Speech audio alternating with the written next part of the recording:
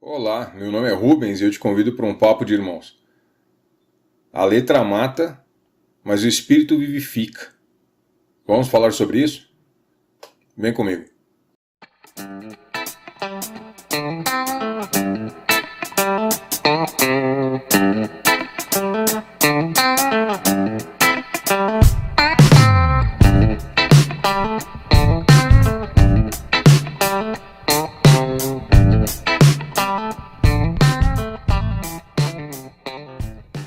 Bom, se ouve muito falar por aí sobre que a letra mata e o espírito vivifica.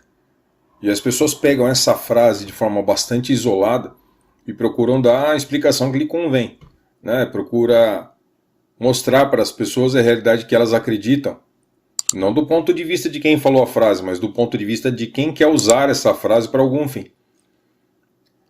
Bom, na verdade, vale pontuar que não é a Bíblia que fala, porque a Bíblia não fala. A Bíblia é um conjunto de livros. Paulo foi quem falou essa frase. Mas vamos entender qual é o contexto do que ele falou. Vamos ler o que ele falou. Começa em 2 Coríntios capítulo 2, verso 17 e se estende até 2 Coríntios capítulo 3, até o versículo 9. Ao contrário de muitos, não negociamos a palavra de Deus visando lucro. Antes, em Cristo falamos diante de Deus com sinceridade, como homens enviados por Deus. Será que com isso estamos começando a nos recomendar a nós mesmos novamente? Será que precisamos, como alguns, de cartas de recomendação para vocês ou da parte de vocês? Vocês mesmos são a nossa carta, escrita em nosso coração, conhecida e lida por todos. Vocês demonstram que são uma carta de Cristo, resultado de nosso ministério ou trabalho. Escrita não com tinta, mas com o Espírito do Deus vivo, não em tábuas de pedra, mas em tábuas de corações humanos. Tal é a confiança que temos diante de Deus por meio de Cristo. Não que possamos reivindicar qualquer coisa com base em nossos próprios méritos, mas a nossa capacidade vem de Deus. Ele nos capacitou para sermos ministros de uma nova aliança, não de letra, mas do Espírito. Aí entra a frase que ele falou. Pois a letra mata, mas o Espírito vivifica. Ele está falando das duas alianças, certo? A primeira aliança entregue a Moisés por meio dos mandamentos escritos em pedras, e agora da nova aliança, que vem por meio do Espírito de Deus. A gente vai falar disso mais à frente. Ele continua falando. O ministério que trouxe a morte gravado com letras em pedra, mas esse ministério veio com tal glória que os israelitas não podiam fixar os olhos na face de Moisés por causa do resplendor do seu rosto, ainda que desvanecente. Não será o ministério do Espírito ainda muito mais glorioso? Se era glorioso o ministério que trouxe condenação, quanto mais glorioso será o ministério que produz justiça. Então, uma marca desse novo ministério, dessa nova aliança, é que ela tem a capacidade de produzir justiça no ser humano. Ou seja, não é que o ser humano vai ignorar a vontade de Deus porque era o que estava escrito e agora ele não está preso mais a isso. Não. É porque aquele não era capaz de produzir no ser humano justiça. O homem estava atrelado na antiga aliança a ficar observando as letras da lei para verificar o que podia e o que não podia, o que podia e não podia, ou contorná-la. Era uma aliança que Deus fez com os homens para mostrar, olha, isso aqui é minha lei, isso aqui é minha santidade. É assim que eu quero que vocês façam. Mas o homem por conta própria não conseguia obedecê-la. O homem por conta própria não tinha capacidade espiritual de produzir atos de justiça. Na nova aliança, já muda a situação, porque Deus derrama o Espírito dele à terra por meio do sacrifício do Cristo. E é esse Espírito que capacita, que permite, que faz com que o homem realmente queira produzir na sua vida justiça diante de Deus.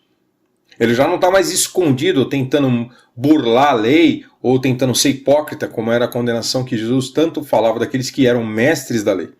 Não, agora são homens que de fato e de forma sincera buscam fazer a vontade do Pai, porque o Espírito do Pai produz isso neles. Então não é ignorar o que Deus falou por meio dos profetas, não é ignorar a lei. Ao contrário, agora a lei é muito mais importante, ela é muito mais sincera. A lei agora ela é vivida de dentro para fora, não de fora para dentro. Agora qual lei? A lei verdadeira, a verdadeira lei de Deus. Não os símbolos, mas a verdade. A gente pode reconhecer essa mesma situação quando Deus usou o profeta Jeremias para fazer a profecia a respeito dessa nova aliança. Isso você vai encontrar no capítulo 31. O escritor da carta aos Hebreus faz a mesma análise. Ele lembra esse texto, que acredita-se, muitos acreditam que foi Paulo que escreveu, há dúvidas a respeito, mas o fato é que esse escritor dessa carta, no seu capítulo 8, a partir do verso 8, diz o seguinte: Deus, porém, achou o povo em falta e disse: Então chegará dias, declara o Senhor, quando farei uma nova aliança com a comunidade de Israel e com a comunidade de Judá.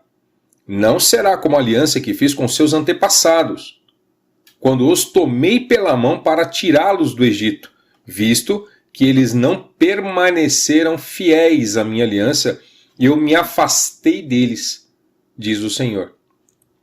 Esta é a aliança que farei com a comunidade de Israel depois daqueles dias, declara o Senhor. Presta atenção agora o que ele diz. Porém, Deus vai colocar. Porém, Deus está assumindo essa responsabilidade. Porei minhas leis em suas mentes e as escreverei em seus corações. Serei, de fato, o Deus deles e eles serão o meu povo. Ninguém mais ensinará ao seu próximo, nem ao seu irmão, dizendo: conheça ao Senhor. Olha a diferença do que era a aliança de uma letra, de uma escrita, e uma aliança espiritual.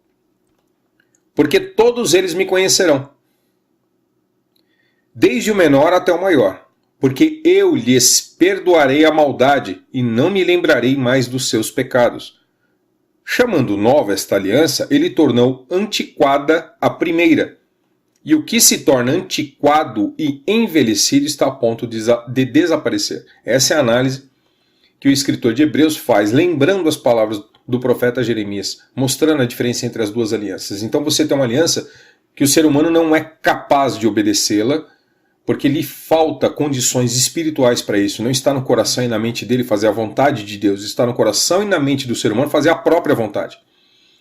Então, quando ele olha para a letra de Deus, ele vai encontrar formas de fazer a própria vontade com medo de ser morto diante de Deus, como na antiga lei, de ser apedrejado ou morto ou expulso do meio deles. Então, o que eles tinham medo não era de desagradar a Deus, não era um medo de tornar Deus um pai triste, literalmente nessa figura, com a conduta que eles tinham. Não, era o medo de ser apedrejado, era o medo de ser expulso. Na nova aliança não é assim. A nova aliança, o Espírito de Deus, edifica dentro do homem uma condição que ele se sente mal em não fazer a vontade de Deus. Aqueles que verdadeiramente nasceram de novo de fato. Então, a partir de agora, não é mais uma questão do que está escrito, não é mais uma questão de que isso pode, isso não pode, isso pode, isso não pode. Não é mais uma questão de letra. É uma questão do que este homem está cheio da vontade de Deus. Ele quer de fato fazer a vontade de Deus. Ele faz parte da família de Deus, ele se sente assim em relação a Deus, e é por isso que Jesus, muito menos preocupado em tentar desvendar o que significava as letras, Yud, Re, Vav, Re, como alguns falam, como está escrito, ele estava preocupado em te ensinar que ele é pai. Né? Então quando você vai orar, fala com o seu pai que está em secreto, o seu pai isso, o seu pai aquilo, essa relação de amor em relação a Deus que ele vem nos ensinar. E essa relação de amor conduziu ele à morte. Essa relação de amor conduziu os apóstolos e os discípulos a desgraças por amor ao Pai. É esse amor a Deus sobre todas as coisas que é o primeiro e grande mandamento, que só o Espírito de Deus consegue fazer fluir dentro do coração e da mente humana. É impossível que um homem por si só consiga fazer isso. Agora, voltando no começo da nossa conversa, que é a letra mata e o Espírito vivifica, eu vou trazer um exemplo aqui para você meditar sobre isso. É um exemplo dos nossos dias, é o exemplo mais fácil de compreender o que eu quero dizer. Eu não, né? Quem sou eu? O que esses aqui tentaram dizer pela escrita. Um exemplo bobo que eu vou usar aqui é, por exemplo, um pai que, ao conhecer um erro do seu filho, uma criança errou, esse pai então resolve castigá-lo por amor, não é por vingança, é para tornar o filho melhor. E ele então o castiga dizendo para ele: filho, hoje você está proibido de jogar videogame. Tá, estou trazendo uma reflexão para os nossos dias. Então um pai justo, que vê o filho cometer uma falta, resolve repreendê-lo, resolve castigá-lo, né? E diz para ele: hoje você está proibido, você não deve, não pode jogar videogame. Muito bem, esse pai então vai trabalhar. Esse filho pode fazer duas coisas. Um filho preocupado com a letra vai lembrar das palavras que o pai disse e vai procurar na letra uma forma de não desobedecê-lo por medo de apanhar, mas conseguir fazer a própria vontade. Então o que ele vai fazer? Bom, meu pai falou que eu não posso jogar videogame, mas ele não falou nada de jogar no celular, né? Videogame ele interpreta ali, porque o que ele quer é continuar jogando o jogo eletrônico. Então ele interpreta que o que o pai falou é de videogame. Se não é videogame, o pai não vai poder castigá-lo, porque ele vai estar fazendo a vontade do pai na letra. Então ele vai jogar o videogame. Quando o pai dele chegar, vai colar isso? Quando o pai dele vier julgar a conduta que ele teve, vai colar? Não, porque ele tentou usar a letra. Né? Ele vai querer negociar com o pai dele e dizer: não, mas o senhor não disse que eu não podia jogar no celular, o senhor falou que eu não podia jogar no videogame. Mas qual que era o espírito da repreensão do pai? Qual que era o espírito da vontade daquele pai quando disse para o filho que ele estava sob castigo, proibido de jogar videogame? É para ele não jogar jogos eletrônicos, ele estava proibido de fazer aquilo que ele gostava. O que o pai tentou fazer era tirar dele como é que fala? O prazer daquele dia de fazer aquilo que ele gostava, para que ele aprendesse a se sujeitar à vontade do pai, que é o bem dele. O cara foi na letra e por meio da letra fez a vontade dele. Isso era muito comum na escritura, é muito comum na escritura. Agora um filho, isso é um filho rebelde. Agora como é que um filho que ama seu pai? Como é que é um filho que reconhece que errou, que falhou? Como é que é um filho que quando cometeu aquele erro, aquela falta, ele profundamente se arrepende e fica muito triste por ter entristecido o pai? Ora, aquele pai vai dizer para ele: olha filho, pelo que você fez, você está proibido hoje de jogar videogame. Você acha que vai passar na cabeça desse filho a tentativa de burlar a vontade do pai por meio do que o pai falou? Claro que não. Ele vai ficar constrangido com o erro que ele cometeu, vai se sentir mal com o erro que ele cometeu, e ele não vai querer que o pai dele chegue em casa e fique triste pelo que ele fez. Ao contrário, a partir daquele momento ele vai procurar fazer aquilo que agrada aquele pai, para que o pai reconheça a boa vontade nele de ser um bom filho e o relacionamento deles volte a ficar um bom relacionamento. Você está entendendo a diferença? O que é viver pela letra e o que é viver pelo espírito? Longe de que a proibição de jogar videogame não existiu. A proibição é a mesma, o castigo ali, a repreensão, a vontade do pai é a mesma. Você deve viver pelo espírito, não pela letra. Porque se você viver pela letra, você vai morrer, você vai fazer o que desagrada ao seu pai. Viva pelo espírito de ser filho do seu pai. É esta lei, esta vontade, este espírito que Deus quer fazer com que entre em você, que se desenvolva em você. E isso é por meio do amor ao pai. Não é por meio do medo da letra. Você não tem que estar com medo da pedra ou medo do inferno. Você tem que estar com amor pelo pai. O apóstolo João fala disso, né? Que aquele que ama lançou fora o medo. É lógico que é impossível você chegar a desenvolver amor pelo pai se você não tiver temor por ele. Mas entenda o que é viver pelo espírito e não pela letra. Porque a letra mata e o espírito vivifica. Então viva diante do seu pai sem peso na consciência. Que seu pai sinta verdadeiro orgulho de você porque você se comporta como ele deseja, como ele espera.